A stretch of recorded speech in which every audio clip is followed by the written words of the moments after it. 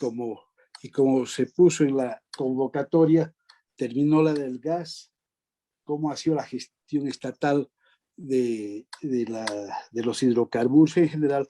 Tenemos a Henry Oporto y Jorge Gumucio de este milenio, que a lo largo de ya bastante tiempo ha dedicado a analizar con mucho rigor metodológico las empresas estatales y las coyunturas fundamentalmente económicas y sociales del país, y siempre sus informes son muy bien recibidos. Bueno, como yo inicio el panel, voy a hacer una presentación introductoria del tema de las empresas públicas y lo voy a hacer desde una perspectiva general. Serán Jorge Gumucio y Francesco Zarati, especialistas en el tema de hidrocarburos, quienes profundicen el análisis sobre yacimientos y sobre la industria hidrocarburífera del país. Ya. Bueno, mis comentarios se van a apoyar en esta publicación que ven ustedes en pantalla. Es una de las últimas producciones de la Fundación Milenio. Es una publicación en versión digital, justamente referida al tema de las empresas públicas.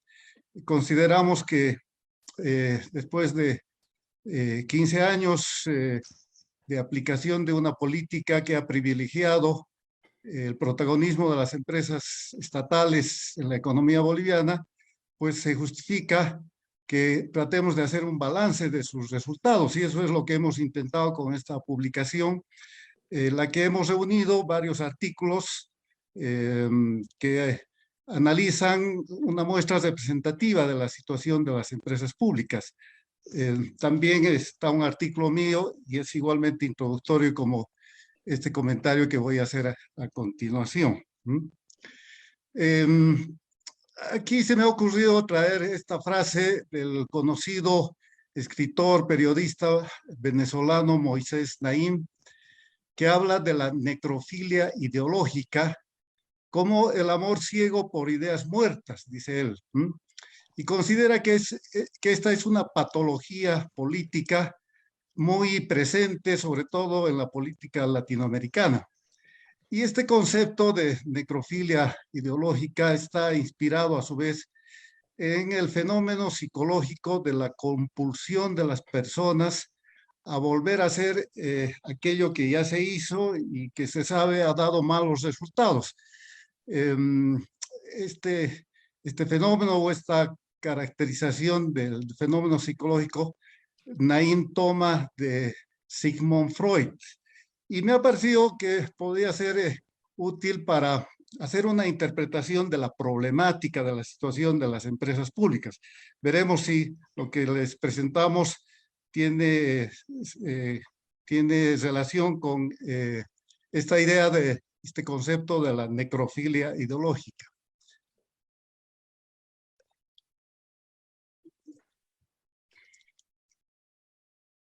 Perdón, no alcanzo a ver el titular, pero bueno, desde luego, el catálogo de problemas que enfrentan las empresas públicas es enorme. Para esta presentación he resumido estos problemas en 5. El primero hace referencia a la situación patrimonial delicada de varias empresas, según hemos podido advertir en nuestro estudio, ¿no? Incluso varias empresas afrontando una situación de virtual quiebra técnica o en riesgo de caer en quiebra. Por lo tanto, con un futuro muy incierto. Esto tiene mucho que ver con este segundo problema que alude a que varios o muchos de los negocios y proyectos que han encarado las empresas, incluso la propia conformación de algunas de ellas, aparecen como proyectos sobredimensionados y con modelos o planes de gestión sumamente ineficientes. Se da el caso incluso de que en varios de estos planes de negocios, el único cliente es el propio Estado. Yo diría que este problema es casi como un pecado original que explica justamente el problema anterior de la delicada situación patrimonial de las empresas y que se agrava además por los mecanismos de financiamiento que el Estado que el gobierno ha creado para crear y mantener el funcionamiento de las empresas, que a pesar de ello, ¿no? Se ve que muchas de ellas tienen carencias de capital operativo e incluso de falta de liquidez. Y esto a su vez se agrava porque en general se advierte una muy mala gobernanza empresarial en las unidades estatales. Esto tiene que ver con problemas de seguimiento, supervisión, información, transparencia en la gestión.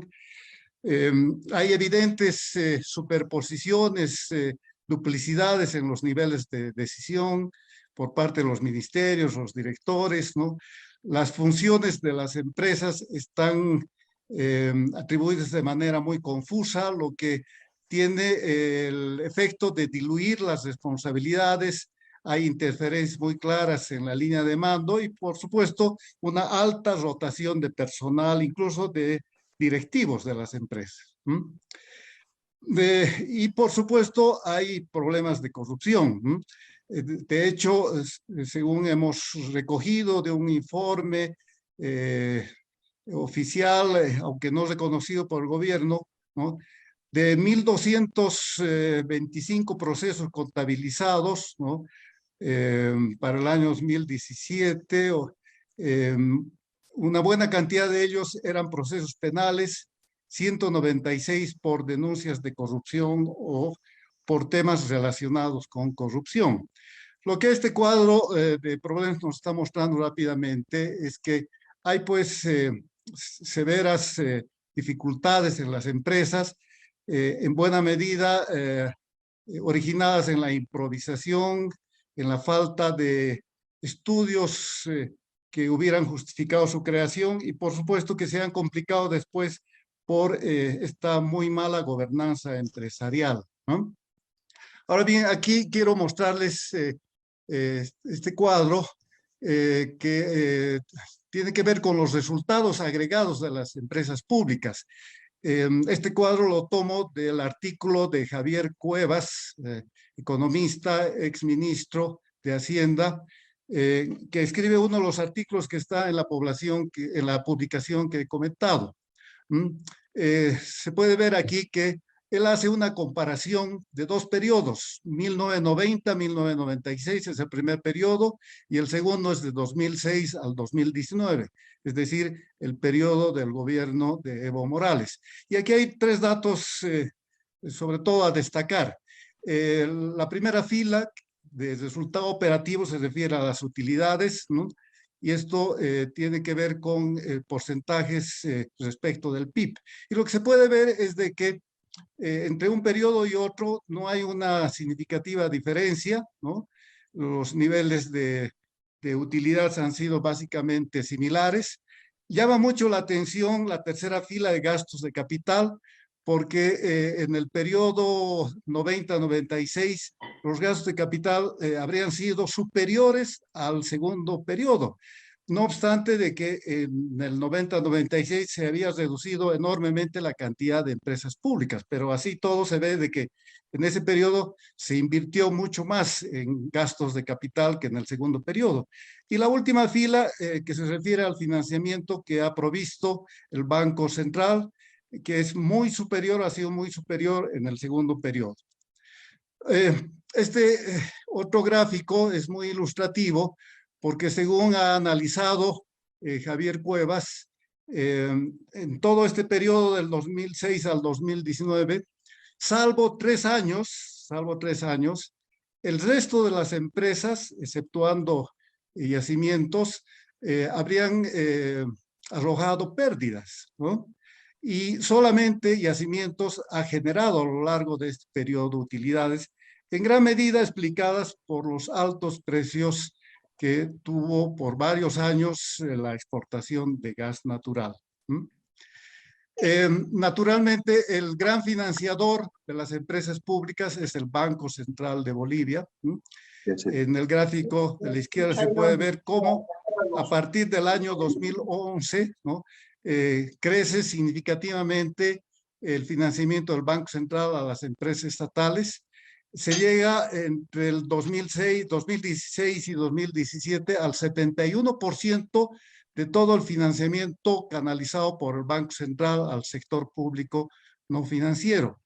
Y el gráfico de la derecha corrobora justamente este crecimiento tan extraordinario que ha tenido el financiamiento a las empresas estatales y abriendo una brecha muy grande respecto de los depósitos en el sistema bancario.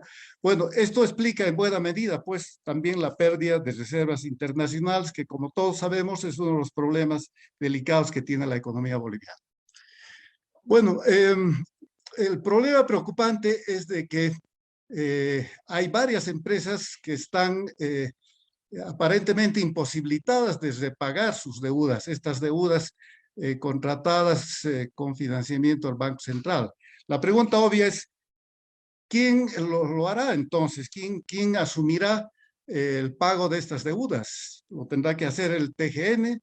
¿El Banco Central eventualmente condonará esas deudas? ¿No? En cualquier caso, esto no debiera perderse de vista. Si el Estado asume las deudas, que es lo más probable, lo hará con los impuestos de los bolivianos, pues, ¿no? Lo cual nos plantea un doble problema. Hay una cuestión de racionalidad económica, por supuesto, ¿no? Uno se pregunta cómo es posible que el Estado haya dispuesto cantidades tan enormes de financiamiento para unas empresas, muchas de las cuales no tienen siquiera razón de existir. Y como hemos visto, además están muy mal administradas y con una situación financiera muy difícil. Pero además hay un problema de responsabilidad moral, pues. ¿Qué quiero decir con esto? Lo expreso a través de esta pregunta. ¿Es correcto que nuestros impuestos se destinen a las deudas de empresas muy mal administradas, mientras los servicios de salud, educación, infraestructura, incluso justicia, soportan carencias, penurias severas? Esta es justamente la cuestión moral que está en juego. Bueno, aquí una primera conclusión general. Lo evidente es que la vuelta al capitalismo de Estado, o si prefieren al Estado empresario, significa que no aprendimos la lección.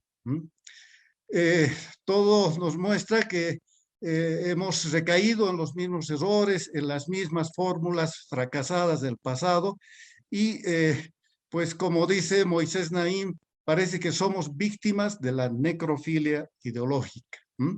Porque el resultado es este, ¿no? Tenemos un Estado obeso, ineficiente y sobre todo despilfarrador, ¿no? Y hay algunos datos que lo corroboran. Por ejemplo, el gasto presupuestado para este 2022 es de 34.000 millones de dólares, ¿no? Equivalentes al 90%, ¿no? Del PIB.